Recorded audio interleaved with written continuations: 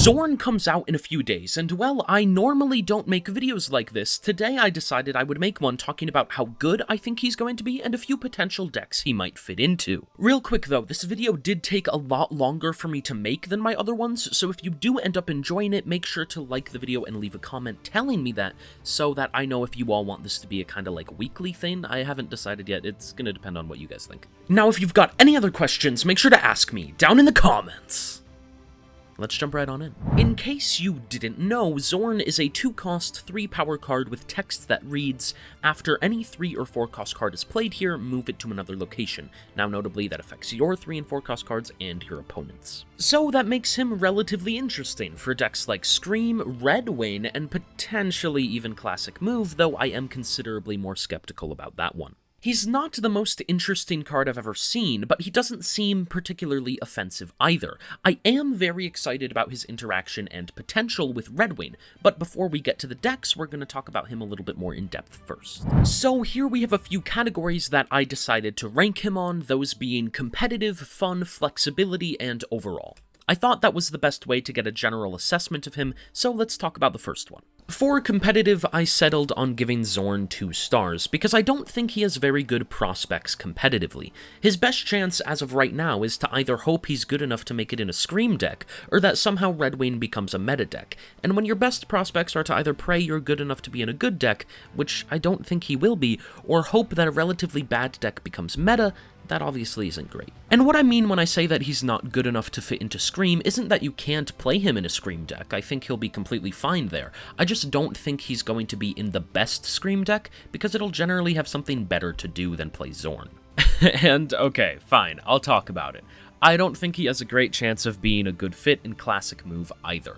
Currently, the only card that is affected by him is Vulture, and that's just not enough for me to be confident that he'll earn a spot. Though I'm sure more move cards that are 3 and 4 will be added in the future, so that is subject to change. I also saw, I think it was KM Best, suggesting that Spider-Man 2099 could be moved down to 4 cost. I'm completely behind that idea, I think it's great.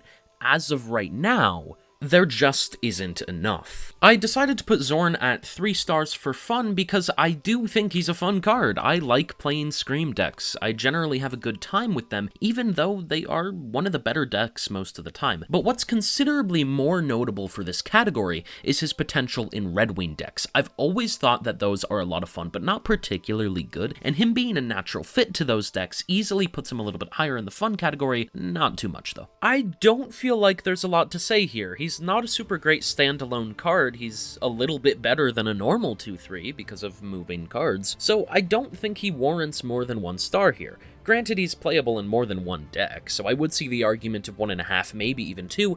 I'm gonna go with 1 though, simply because I think it's pretty obvious what decks he works in, and beyond that, he doesn't have very many options. I went with 2 stars for overall value because, well, I think he does have potential. I don't think it will be realized immediately. He needs more 3 and 4 cost moving cards to be notable. However, if you are a really big fan of Redwing and his decks, then I think you could definitely get him. I imagine he'll be a lot of fun there. But in almost any other circumstance, it is certainly a wait and see if you should get him. Now, I know that's a bit of an annoying answer, but statistics are really important for knowing if it's a good card and worth your tokens. Now, if you're saying that I have to say yes or no on if you should get him right now, I guess I'll say no. There you go. Overall, though, like I said, I think he's got potential, but I don't think it's going to be realized for at least a little bit longer. This is the first deck I've got, and it's a Scream deck. We'll get into substitutions in a minute, but I do think this will end up being the best one. The deck is a little bit strange, having cards like Negasonic and Sage. The idea behind it is that on 6, you can either go with a Magneto, or a combination of Sage, Negasonic, and Juggernaut. Obviously, you have more than just those 2 options, but those will be the most prominent ones. Now, you do have a lot of replacements you can make for this deck, as you can see now. Normally, when I show cards like this, I do them in order of how they'd be presented in-game, like the lowest cost first, but I did make a change here for a specific reason. Uncle Ben is definitely an option to swap in and is pretty good. However, if you do that, you'll definitely want to swap in Killmonger and Lady Deathstrike as well, because you need a reliable way to destroy him, so I thought putting them closer together made more sense. And I'm sure there are some other cards that would work fine as well. This is just all that I thought of immediately.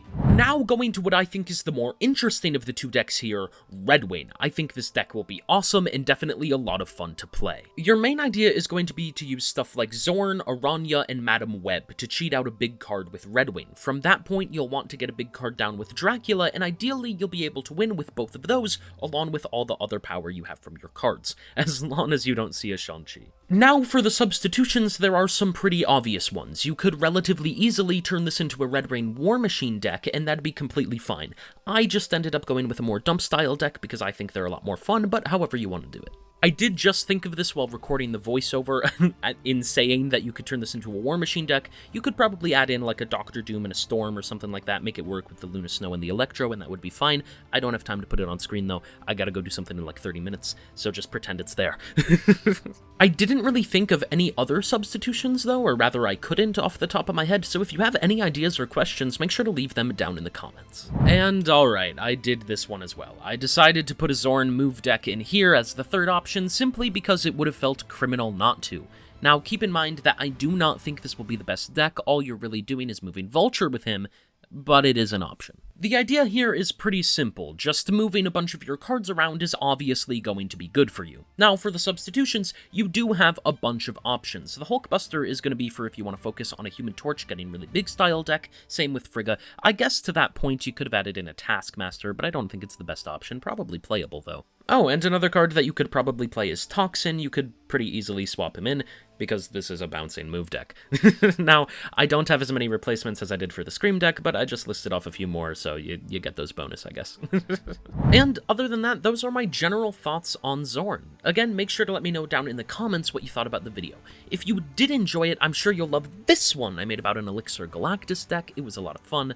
Make sure to like and subscribe if you did enjoy, because that is the deal. And I'll see you next time. Bye for now.